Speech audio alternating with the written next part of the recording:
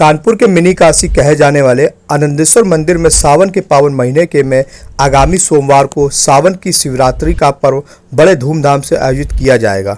यह पर्व गंगा जी के तट पर और गंगा प्रांगण में किया जाता है, लेकिन इस बार गंगा जी के बाढ़ आ जाने के कारण यह कार्यक्रम समाधि स्थल बाबा घाट में आयोजित किया जाएगा।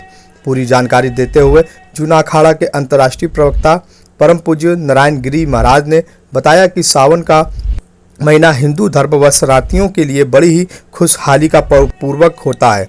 इस समय जो भी भक्त भगवान शिव की पूजा करता है उसे शिव का पूर्ण आशीर्वाद प्राप्त होता है।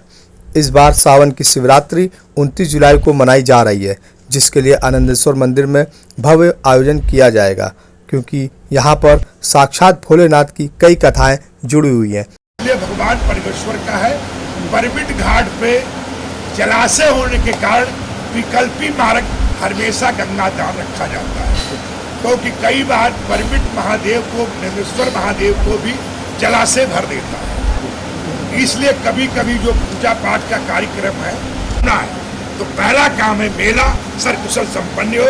हर हर महादेव, जय शंकर। महाराज जी, किस कार्यक्रम का यहाँ पर आयोजन होने जा रहा है? आनंदेश्वर पड़गेश्वर आनंदेश्वर महादेव का यहाँ उत्सव मनाया जा रहा है। परमिट घाट पे गंगा जलाशय भर जाने कारण गंगा माई के भगवान का हरमेश्वर आनंदेश्वर महादेव का परमिट घाट पे गंगा तट पे प्राचीन परंपरा निर्वाह करने का परंपरा उत्सव मनाने का था। अगर वहाँ जलाशय होने कारण ये पाया जाता गंगादार समाधि स्थल बाबा घाट पे भी, क्योंकि यहाँ प्राचीन महात्माओं की तपोस्थली रही। चाहे दशरथ गिर जी थे, ओमकार गिर जी महाराज थे, जितने महंत लोग थे उनकी यहाँ तपोस्थली मानी जाती है। अर्चना पूजा पाठ यहाँ करते थे और जगह का वहाँ अभाव होने कारण काफ़ी लोग यहाँ रहते थे, तपस्या पूजन पाठ भी करते थे। इस प्रकार की यहाँ तपोस्थली है गंगा द्वार का।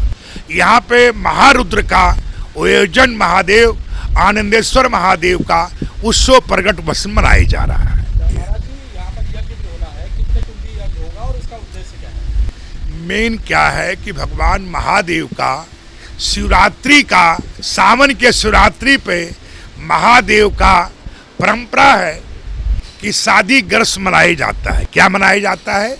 भगवान महादेव का शिवरात्रि का पर्व है, जो भली भांति जनमानुष को जानकारी है, जो शिव को मानने वाले हैं कि शिवरात्रि क्यों किस लिए मनाई जाती है। उसके बाद 14 होता है।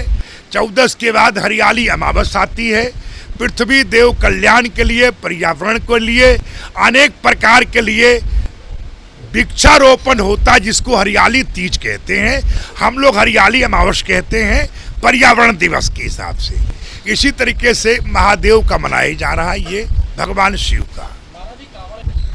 ऐसा पहली बात यह है, जहाँ तक सुप्रीम कोर्ट है, न्यायालय को हम लोग महादेव के रूप से मानते हैं, भैरव को रूप से मानते हैं।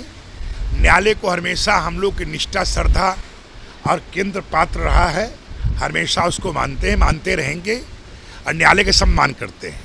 अगर पहली बात यह है, सरकारों का काम है सुरक्षा व्यवस्था के लेकर उसके बारे में चिंतन करना, हर प्रकार का निर्णय लेने के लिए, क्योंकि कहीं कुछ व्यवस्थाएं लैंड ऑर्डर की बिगड़ती है तो सुप्रीम कोर्ट भी कहती है डीएम साहब क्या कर रहे हैं, सरकार क्या कर रही है, तुम्हें क्यों नहीं बर्खास्त कर दिया जा।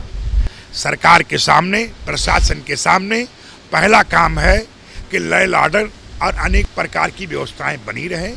इसलिए कोई व्यक्ति भी है उर्स के मेला में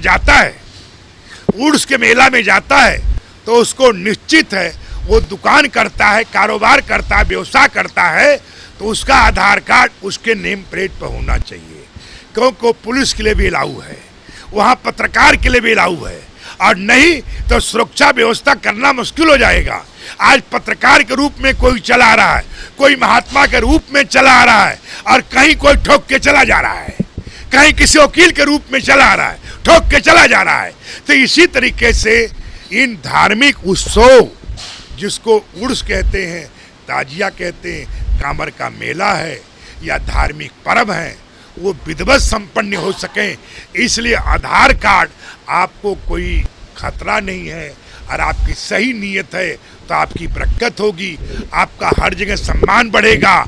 इसलिए मेरी तो है कि आप स्वेच्छा से अपना आईडी प्रूफ जरूर लगाइए। बाकी सुप्रीम कोर्ट ने व्यवस्थाएं, हम उसका सम्मान करते हैं, वो भी एक व्यवस्था प्रक्रिया है।